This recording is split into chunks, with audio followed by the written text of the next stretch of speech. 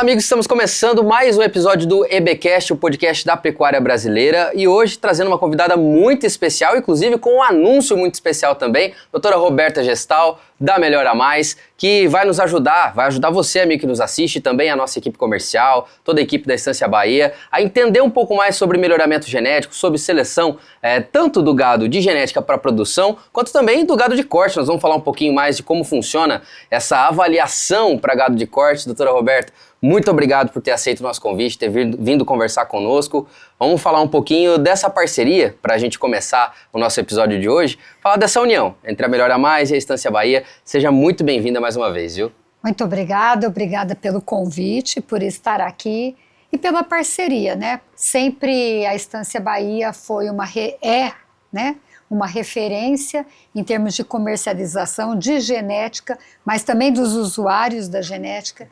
E como eu conversei com o Guilherme, nós temos muita afinidade de empresa para empresa, Melhora Mais, Estância Bahia, em termos de missão, de valores, e isso que nos motivou a estarmos juntos nessa jornada que você já colocou aqui para levarmos, né, promovermos o melhoramento genético através do conhecimento, treinamento da equipe Perfeito. Comercial aqui da Estância Bahia, e a gente transformar a nossa pecuária, porque nós acreditamos nesse país, temos paixão pelo que nós fazemos. Então todas as duas empresas vivem da pecuária, vivem do agronegócio, e nós temos paixão pelo aquilo que nós estamos fazendo. E o melhoramento genético não é só uma ferramenta de produção, vamos dizer assim, mas também é uma ferramenta de sustentabilidade. Quanto mais a gente melhora o nosso rebanho geneticamente, mais ele produz, mais eficiente ele fica em menos área, que é o que está acontecendo hoje em dia. A pecuária cada vez mais cedendo áreas para a agricultura produzindo alimentos também, compartilhando essa responsabilidade com a pecuária, e a pecuária tendo que ficar mais eficiente num espaço menor. E aí o melhoramento genético entra como uma peça fundamental. E para a gente começar a nossa conversa, vamos relembrar um pouquinho dos temas que a gente falou. A gente está preparando uns quadros aqui também para passar no canal Terra Viva, o amigo que nos acompanha ali nas prévias dos leilões, na central de negócios. E a gente começou falando justamente desse produtor um pouco mais tradicional, que não teve acesso ainda a um animal melhorador, ou um touro, uma matriz, né? Com avaliações, com todos os pré-requisitos para um animal melhorador. Como esse animal faz diferença no rebanho? Ainda aquele produtor que usa um boi de boiada, que apesar de agradar pelo visual, não tem a confiabilidade de um animal certificado, de um animal testado, provado, né? Como que a gente pode traduzir isso para o produtor rural, desses benefícios de um animal melhorador? Eu tive o privilégio de fazer parte da história do melhoramento, né? De quando nós ainda não tínhamos as avaliações genéticas. Me formei na FASU, em Uberaba, no berço do Zebu, e a referência que nós tínhamos sobre melhoramento genético e um parâmetro de raça produtiva era a raça Angus. Perfeito. E a evolução que nós tivemos dessa época, eu tive condições de acompanhar, o privilégio de poder fazer a minha especialização na USP, em Ribeirão, depois o meu mestrado em Jabuticabal, na área de melhoramento, e no início dos programas de melhoramento, quando ainda nós não tínhamos programas, software, nem sistemas, nem recursos computacionais para trabalhar todos os dados que eram recebidos do rebanho, que hoje nós temos, né? Mas foi uma história, foi um começo. E eu comentei com você que naquela época, quando nós começamos a desenhar as mensurações, como que os animais deveriam ser pesados, inicialmente eram mensalmente, depois passamos para trimestral. Hoje os programas de melhoramento têm um cronograma de pesagens, de mensurações e as ferramentas que foram surgindo ao longo do período. Elas surgiram, as medidas fenotípicas, o que são essas medidas fenotípicas? São as medidas realizadas no animal dentro da fazenda. Então nós fomos aprimorando as tecnologias, até passamos pela ultrassonografia de carcaça, pela precocidade sexual, redução do ciclo de produção, até chegar à era da genômica, que é o que nós estamos vivendo hoje. Então, em curto tempo, eu falo que foi curto tempo a evolução do melhoramento. Mas não só das ferramentas, né? Porque a avaliação genética, que é a ferramenta que os programas de melhoramento hoje disponibiliza para as fazendas, né? Devolve dos dados que as fazendas enviam e são analisados através de programas estatísticos, de metodologias fantásticas com recursos computacionais que hoje permite aglutinar todas essas informações e transformar isso em valor genético, em DEP, né? Para que a gente possa, então, começar um trabalho de monitorar dentro do rebanho. É uma ferramenta que nós falamos que ela é gerencial, uma ferramenta genética gerencial, que permite se olhar para o animal, não mais como a gente olhava antigamente, que entrava no curral, olhava o animal, falava, olha, eu gosto, bons aprumos, boas costelas, linha de dorso, garupa, beleza racial, mas começar a olhar para a habilidade do animal em transmitir o potencial que ele tem, para quê? Para reduzir ciclo de produção, para trazer retorno econômico. E melhoramento é isso.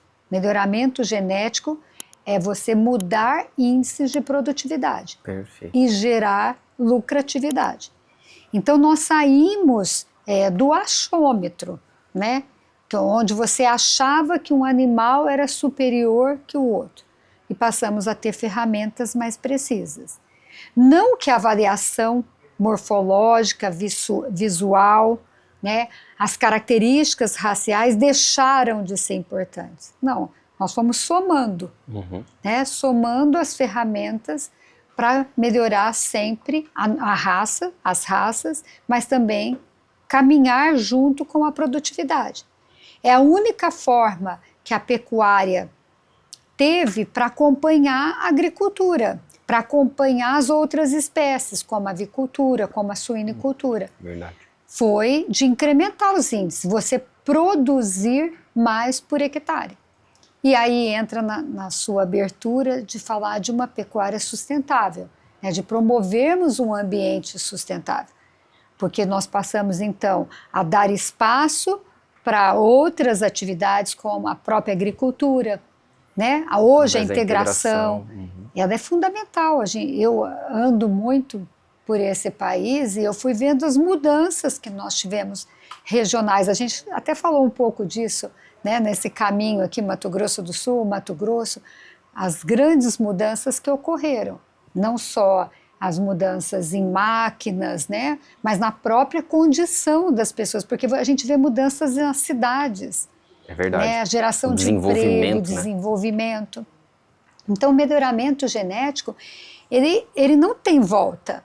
Né? O que nós temos que pensar que daqui para frente nós teremos outras características de importância econômica para serem trabalhadas. E ela o melhoramento é uma evolução, é um processo, são etapas. E a importância do melhoramento é a transformação da genética. É você pegar um material genético bruto, que é o que nós temos o maior rebanho comercial do mundo, hoje está no Brasil.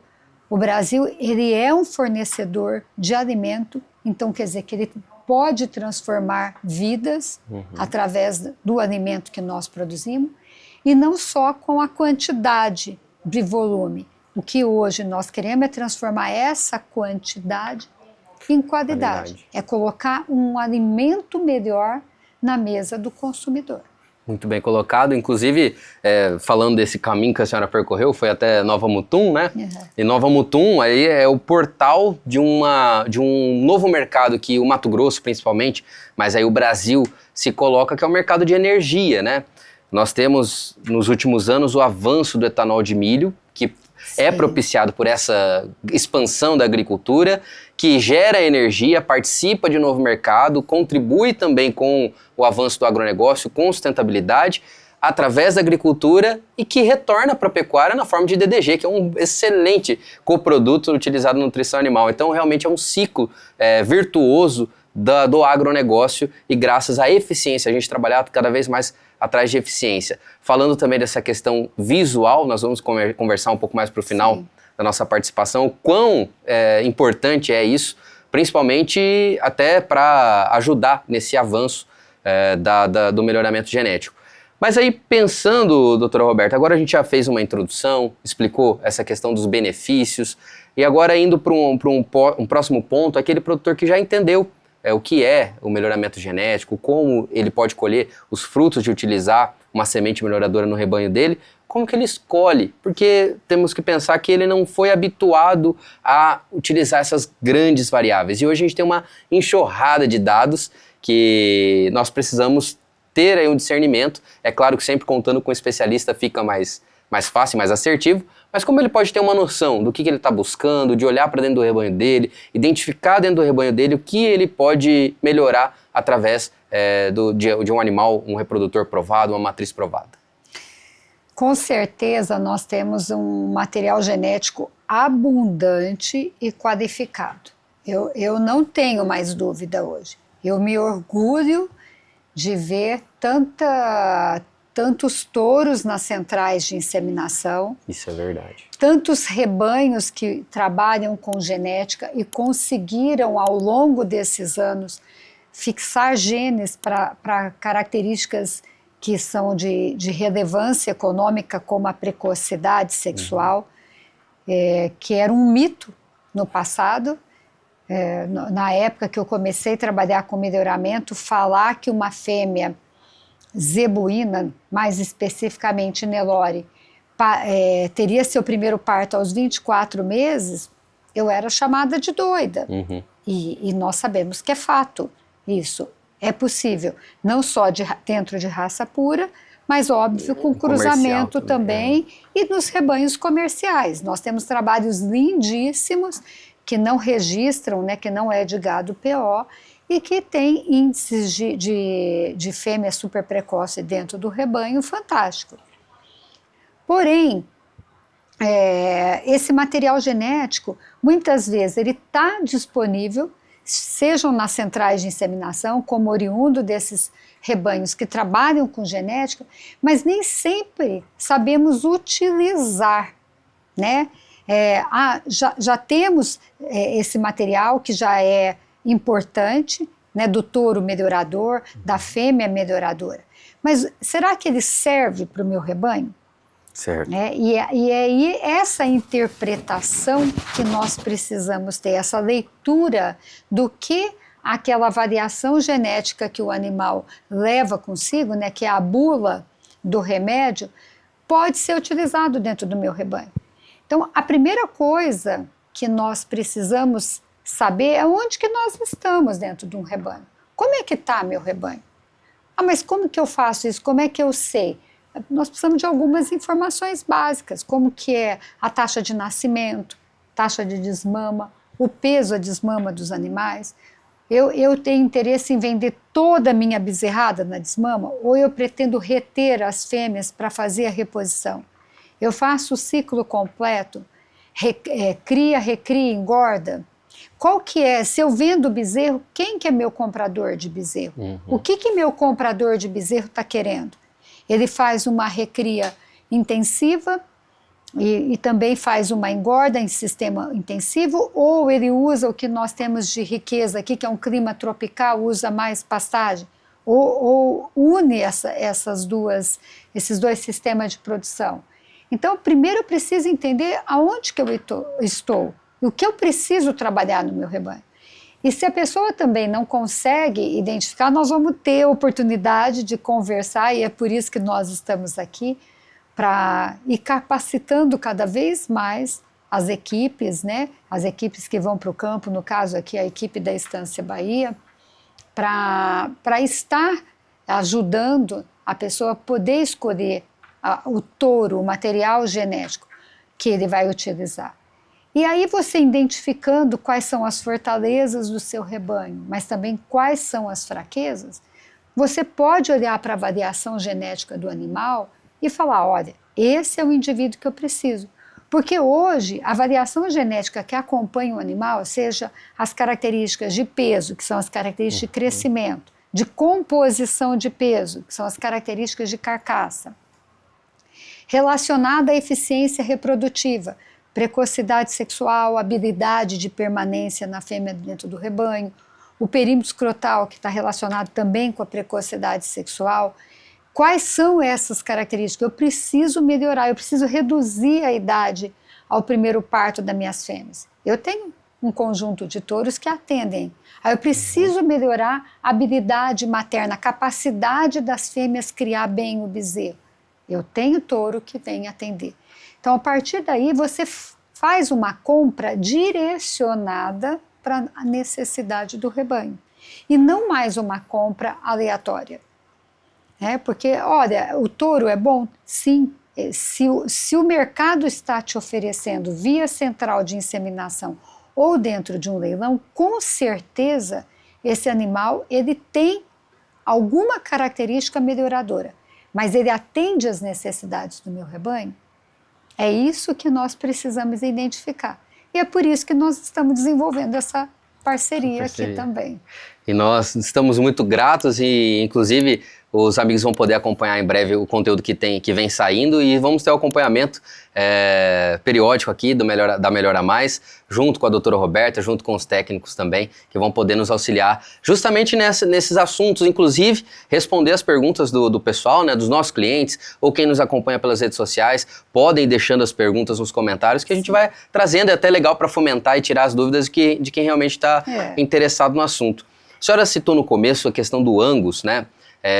O padrão que o Angus tem, eu ouço falar que é devido aos mais de 200 anos que ele tem de seleção só nos Estados Unidos, né? E o Nelore, com um pouco mais de 100 anos que a gente tem aqui no Brasil de seleção, já tem acompanhado bem o Angus, a gente já consegue alcançar em nível de produtividade, de desempenho, num certo patamar, o Angus. Só que o que eu vejo é que ainda temos uma variabilidade muito grande dentro do plantel de zebuínos. Então a gente acaba não conseguindo essa padronização. Num ponto, isso é um desafio que a gente precisa vencer. Num outro, gera essa possibilidade de termos ferramentas, termos vários perfis de animais para encaixar, ou isso é possível também dentro de uma padronização? É possível que a gente equilibre todas essas características, tendo perfis diferentes, um mais focado no maternal, outro mais focado em crescimento, outro mais focado em produtividade. É possível que isso aconteça? É possível. De seleção mesmo, utilizando ferramentas, nós temos menos que isso, né? Nós temos um rebanho muito grande e um país muito grande, em regiões completamente diferentes. Então, produzir, transformar essa genética, realmente é um desafio. Mas é uma raça que está em formação. E é uma raça que precisa ser lapidada. De todos os aspectos, nos aspectos genéticos, mas também nas características morfológicas e raciais. Uhum. Então, a ferramenta, ela vem exatamente para isso. Só que o intervalo de gerações de um bovino, ele é mais longo que o intervalo de gerações de outras espécies, como a própria semente, o suíno, a aves. Então, você tem um tempo maior. E o que nós precisamos, além disso, é fixar os genes. É que a cada geração que nós vamos produzir, eu esteja fixando a característica que eu quero trabalhar. Então, não há dúvida que nós estamos no caminho certo. Eu não tenho dúvida disso. A questão agora é tempo. É tempo. E não é só porque se você parar para pensar no topo da pirâmide, que são os produtores de genética, nós temos uma genética diferenciadíssima. O que nós já percebemos, o que nós já conseguimos mudar. Né? Nós já reduzimos a idade de abate dos animais, aumentamos o peso de abate, reduzimos a idade ao primeiro parto, e isso veio da genética. Melhoramos a carne no prato do consumidor. Né? Lógico que nós temos efeito de cruzamento, mas nós temos efeito da genética da base de que está recebendo esse cruzamento. Então, esse resultado, ele já está acontecendo. O que nós precisamos é que esse material genético seja transformado na base do rebanho comercial. Que o produtor de bezerro, ele entenda a importância que esse recurso não é só para aquele que produz a genética, é para ele. Perfeito. Né? Eu tive recentemente no JBS, que nos recebeu junto com o Eduardo Pedroso, e nós conversamos muito sobre a necessidade da gente transformar os rebanhos comerciais, a forma como nós chamamos, né? De que realmente haja um processo de seleção dentro dos rebanhos comerciais e de uma utilização racional. Eu vou comprar sêmen? Vou, mas eu vou comprar sêmen para melhorar o quê? Os touros que eu estou comprando em leilão, eu estou comprando para trabalhar o quê dentro do meu rebanho? E isso ser disseminado desde o grande até o pequeno, até o menor, até aquele que usa um touro por ano, que compra um touro por ano. Ele também precisa entender para que serve aquele touro. Porque dessa forma, a gente então vai começar a multiplicar. E não ter pena, porque ao mesmo tempo, como é que você provoca o melhoramento dentro do rebanho? Utilizando uma genética de fora, migrando os genes para dentro do rebanho e da outra forma fazendo seleção. O que é seleção? Nada mais é do que decidir o que fica e o que vai embora. Que faz sentido ou não na produção. Que faz sentido ou não, é uma escolha. É a mesma coisa você falar assim, olha, escolhe uma cadeira aqui para eu sentar. Eu vou falar, olha, não tem muita escolha, são todas iguais. Então eu não tenho como fazer seleção. Mas quando eu entro num rebanho, que eu defino o meu objetivo, o que eu quero produzir dentro daquele rebanho, então que eu defino quais critérios, né, que eu vou usar para produzir, a partir dali eu definir os critérios, eu começo então a falar, quem não atender os critérios tem que sair. Isso é seleção. Perfeito. E esse conhecimento que você citou, a minha empresa Melhora Mais, através de toda a equipe que eu estou aqui, ela faz essa interface. É um grupo de pessoas que fazem essa interface de usar as ferramentas que os programas de melhoramento oferecem, que estão disponíveis, para ajudar o produtor, tanto o produtor de carne, né, os rebanhos comerciais, como também o produtor de genética, a fazer essa modelagem dentro do rebanho. E a gente ajudar no processo de definir quais são os objetivos, quais critérios, né, quais características que nós vamos trabalhar, o conjunto de touros que nós vamos utilizar.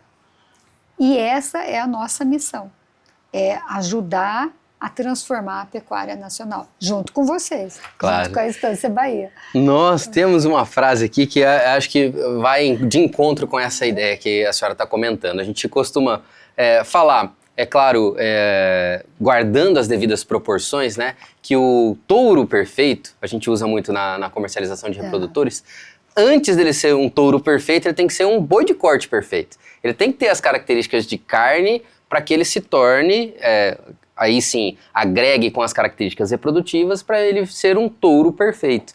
Então, eu acho que é justamente isso, e traduz justamente a utilização dessas ferramentas. Serve para genética, então tem que servir para o gado comercial, ela tem que fazer jus para o gado comercial. Senão é uma outra coisa, que não gado de produção. Eu acho que é mais ou menos essa a ideia. Né? E o touro perfeito é aquele que atende às necessidades do rebanho. E isso também, porque é aquilo que eu falei, o material genético ele está sendo produzido. Existe muita qualidade. Então o touro, que é o touro perfeito, o touro adequado para dentro do teu sistema de produção. Que é isso que é mais importante nós entendermos.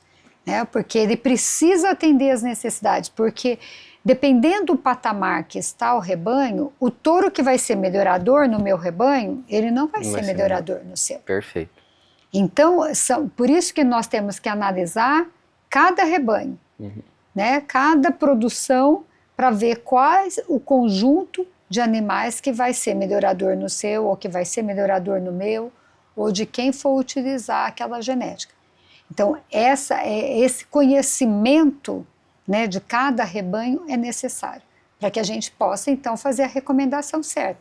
E é por isso que existe uma equipe comercial, né, que tem para ajudar o comprador a direcionar, fazer uma venda técnica, uma venda qualificada, para que gere resultados para quem está comprando. Perfeito. A gente tem a carne, né, o gado como commodity, mas na verdade há uma filosofia técnica por trás para que a gente consiga direcionar o que vai servir para tal rebanho. Não é só simplesmente sair comprando a sua reposição de qualquer forma. A gente tem que medir, tem que mostrar o caminho realmente. É por isso que a gente quer que essa parceria seja longeva e principalmente traga essa visão aos nossos comerciais, para que a gente consiga dar esse direcionamento cada vez sendo mais assertivo. Doutora Roberta, Guilherme Toiá já está me cobrando a questão do tempo ali, que a senhora tem um próximo compromisso, mas se dispôs a falar um pouquinho aqui a respeito dessa nossa parceria. Mas para encerrar, eu tenho duas perguntas bem só para a gente finalizar a nossa conversa. A senhora fez parte de renomados criatórios, faz parte até hoje de renomados criatórios que produziram grandes nomes da pecuária brasileira, e eu quero pegar um pouquinho dessa visão da senhora, de ter visitado e participado e contribuído com cada um desses criatórios, e resumisse em algumas palavras o que esses criatórios, o que essas marcas fizeram para ter sucesso na pecuária. Se quiser resumir em tópicos, se quiser resumir numa frase, o que eles vislumbraram, qual era a visão, qual era a atmosfera de cada ambiente desse, para que eles alcançassem patamares assim inimagináveis. Hoje a gente tem uma revolução na pecuária seletiva, na pecuária de corte, através da visão desses criatórios. Então, se a senhora puder trazer um pouquinho dessa experiência. Cada trabalho tem a sua identidade, e isso é fundamental. Eles levam a sério a identidade. Levam a sério aquilo que eles acreditam. Então, é uma identidade, e a minha empresa respeita a identidade de cada cliente. E dentro de cada identidade, você construir esse trabalho. Então, uma característica comum entre eles é o foco. Perfeito. Não perder o foco, nem um momento sequer. Acreditaram no trabalho, acreditaram na raça e acreditaram na pecuária. Mas, principalmente, todos eles têm paixão pelo que fazem. Paixão, comprometimento, valor, caráter, querem deixar um legado para as gerações futuras.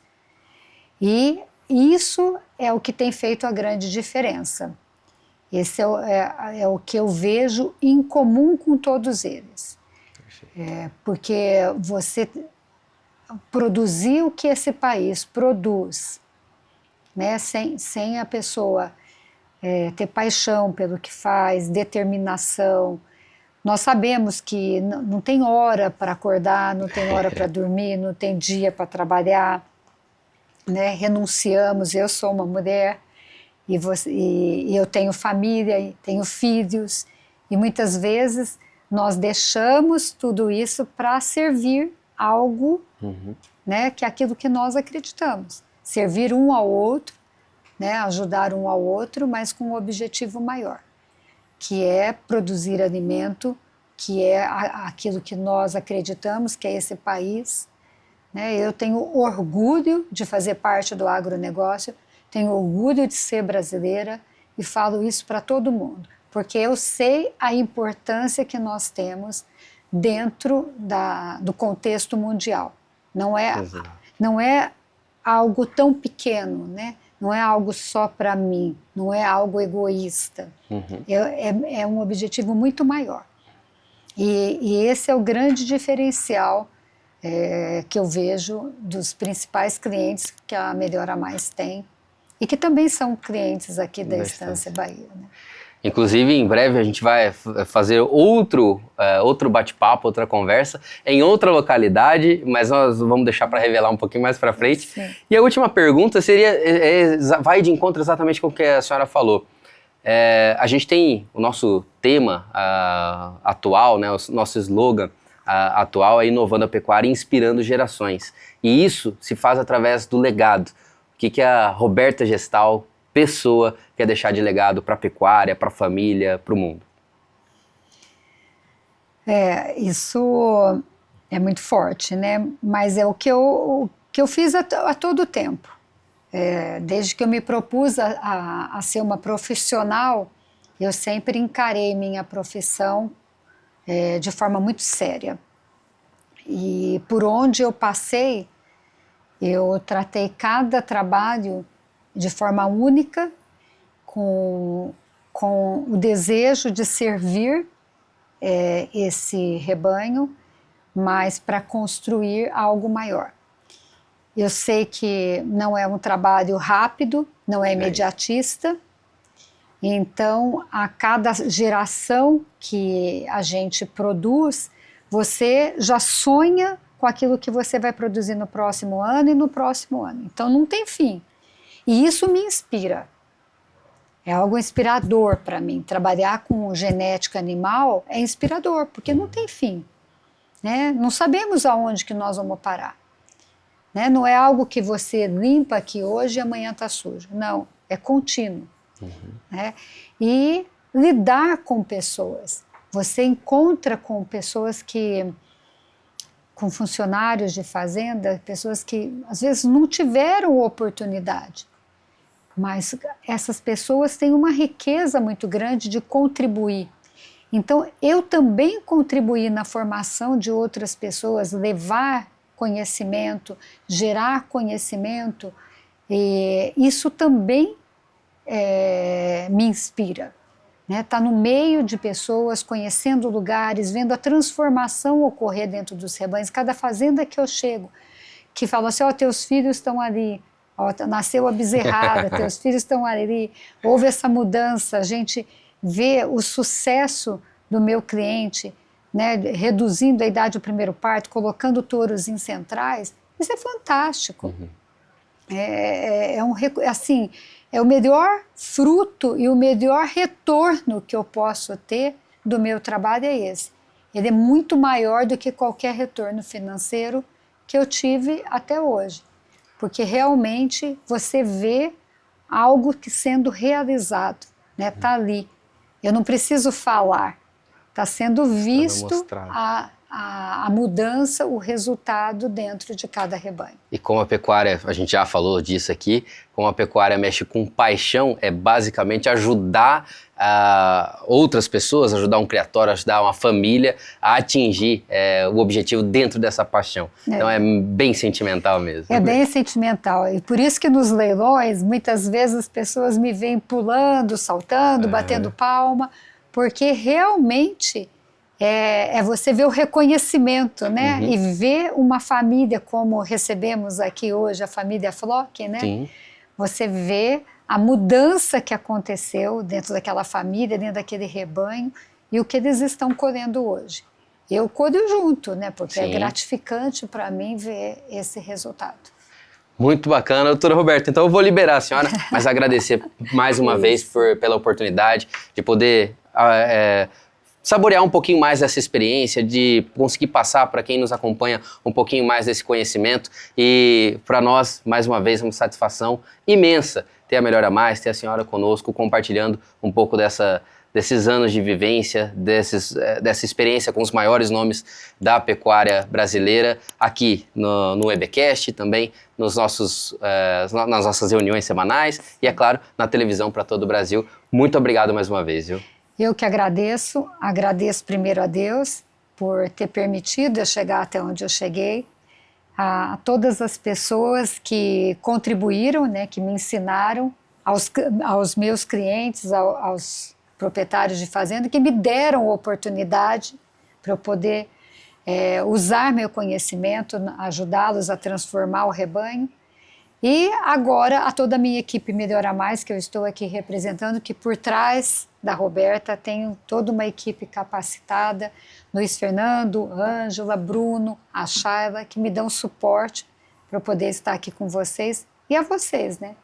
Porque estamos construindo, né, essa parceria para fazer algo maior.